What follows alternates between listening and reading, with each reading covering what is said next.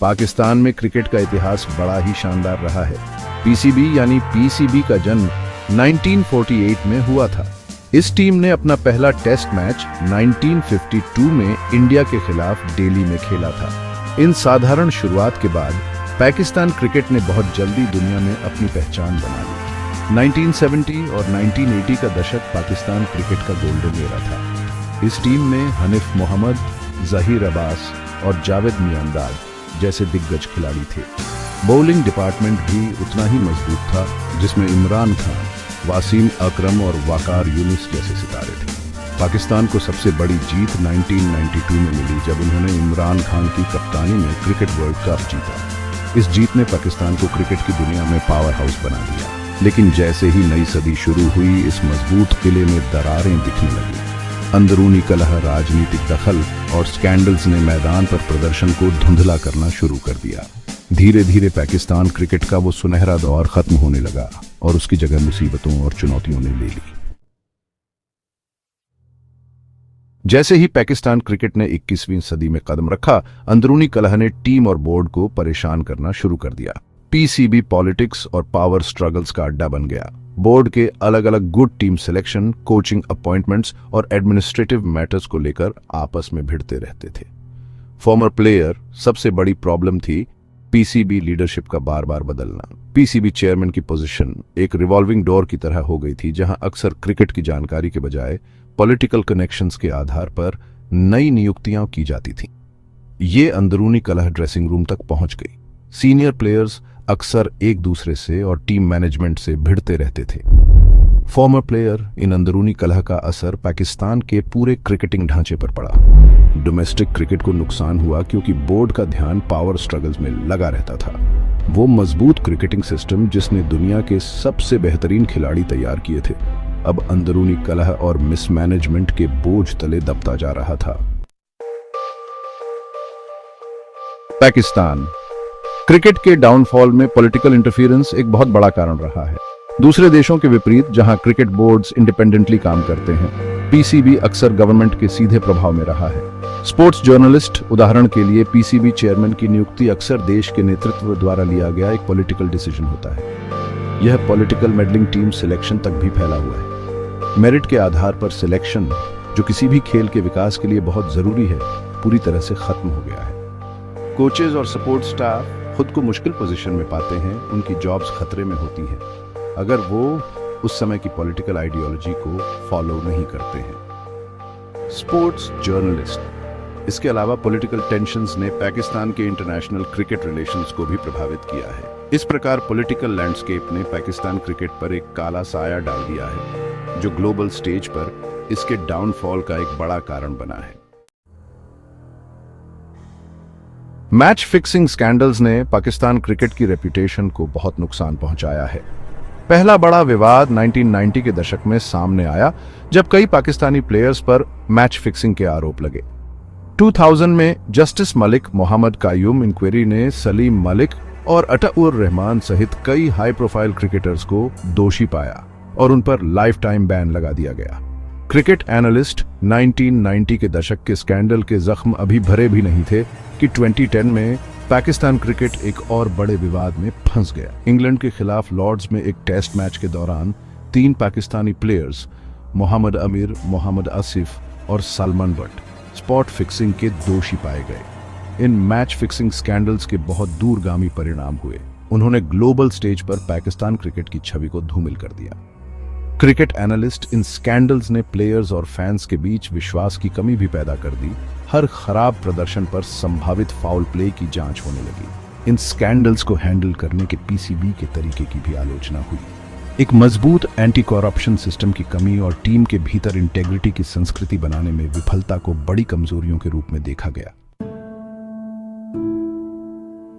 कभी formidable Pakistan cricket team का प्रदर्शन पिछले 2 दशकों में काफी गिर गया है। हाल के वर्षों में टीम की सक्सेस रेट में भारी गिरावट आई है, खासकर टेस्ट क्रिकेट और बड़े आईसीसी टूर्नामेंट्स में। गिरावट का सबसे ज्यादा असर बैटिंग पर पड़ा है। पाकिस्तान कभी ऐसे वर्ल्ड क्लास बैट्समैन पैदा करने के लिए जाना जाता था जो किसी भी बॉलिंग अटैक पर डोमिनेट कर सकते थे। लॉन्ग इनिंग्स खेलने में असमर्थता और प्रेशर में कोलैप्स करना आम बात हो गई है। बॉलिंग डिपार्टमेंट, जो कभी पाकिस्तान की शान हुआ करता था, उसकी क्वालिटी में भी गिरावट आई है।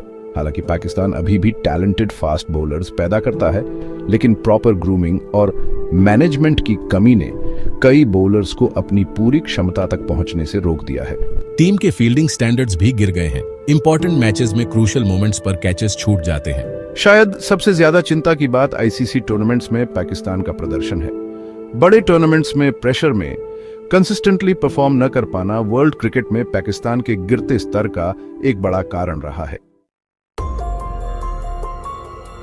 पाकिस्तान के क्रिकेट के डाउनफॉल में एक अहम फैक्टर रहा है कंसिस्टेंट लीडरशिप की कमी, वो चाहे मैदान के अंदर हो या बाहर। कप्तानी की इस बदलती कुर्सी ने टीम के लिए लॉन्ग टर्म विजन बनाने से रोका है और इंटरनेशनल क्रिकेट में सफलता के लिए आवश्यक कंटिन्यूटी को बाधित किया है। टीम में आने वाले यंग प्लेयर्स को बार बार अलग अलग लीडरशिप स्टाइल्स और एक्सपेक्टेशंस के साथ एडजस्ट करना पड़ता है। मैदान के बाहर पाकिस्तान क्रिकेट बोर्ड में कंसिस्टेंट लीडरशिप का न होना भी प्रॉब्लमैटिक रहा है। पीसीबी चेयरमैन का पद अक्सर क्रिकेटिंग एक्सपर्टीज की बजाय पॉलिटिकल अपॉइंटमेंट्स के आधार पर भरा जाता रहा है। बोर्ड लीडरशिप में कंटिन्यूटी की कमी ने इंटरनेशनल क्रिकेट पॉलिटिक्स में भी पाकिस्तान की स्थिति को प्रभावित किया है। पाकिस्तान क्रिकेट के डाउनफॉल को क्रिकेट इंफ्रास्ट्रक्चर की खराब होती स्थिति और डोमेस्टिक क्रिकेट स्ट्रक्चर के कमजोर होने से भी जोड़ा जा सकता है। दूसरे बड़े क्रिकेटिंग नेशंस ने जहां state of the art facilities में जमकर इन्वेस्ट किया है, वहीं पाकिस्तान अपने क्रिकेटिंग इंफ्रास्ट्रक्चर को अपग्रेड करने में पीछे रह गया है। 2009 में लाहौर में श्रीलंकन टीम बस पर हुए टेररिस्ट अटैक के बाद लगभग एक दशक तक पाकिस्तान में इंटरनेशनल क्रिकेट न होने से इंफ्रास्ट्रक्चर की प्रॉब्लम्स और भी BIH गई। इससे न केवल खेले जा रहे क्रिकेट की क्वालिटी प्रभावित हुई, बल्कि यंग प्लेयर्स को अपनी ही धरती पर इंटरनेशनल स्टार्स को खेलते देखने और उनसे सीखने का मौका भी नहीं मिला। पाकिस्तान का डोमेस्टिक क्रिकेट स्ट्रक्चर भी चिंता का एक बड़ा विषय रहा है। फाइनेंशियल स्ट्रगल्स ने पाकिस्तान क्रिकेट के डाउनफॉल में एक अहम भूमिका निभाई है। पीसीबी को पिछले कुछ वर्षों में कई फाइनेंशियल चैलेंजेस का सामना करना पड़ा है, जिसने खेल के डेवलपमेंट में इन्वेस्ट करने की उसकी क्षमता को प्रभावित किया है। होम सीरीज न होने का मतलब था टिकट सेल्स, स्पॉन्सरशिप्स और ब्रॉडकास्टिंग राइट से होने वाली कमाई का भारी नुकसान। पीसीबी के फाइनेंशियल मैनेजमेंट पर भी सवाल उठे हैं।